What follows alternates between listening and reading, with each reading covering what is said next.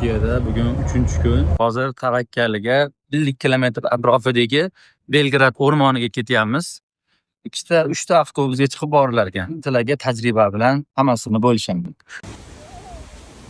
Diqqatga sazovor joylarga unchalik borishlikni yoqtirmayman, lekin hozir biz tavakkal qilib mana shu joyga keldik. Bu Belgrad o'rmoni. Juda ham arzonga keldik. Agar bir kishiga hisoblasa 80 ming, 70 ming hisobida bo'lsa kerak. Mazali ekan.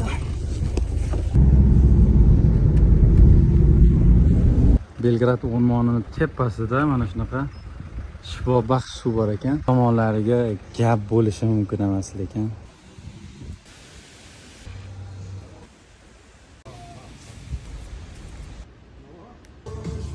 Kechqurun ham atmosfera boshqacha bo'lar ekan bu yoqda.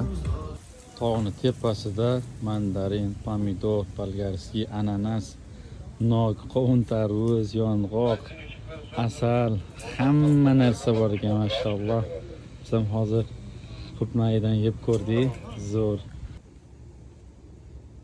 Turkiyaga kelganda hamma boradigan joylar emas, lekin mana shunaqa tabiatga ham, o'rmonga ham albatta kelinglar. Manzilini tashlab qo'yaman. Telegram kanalidan olasizlar.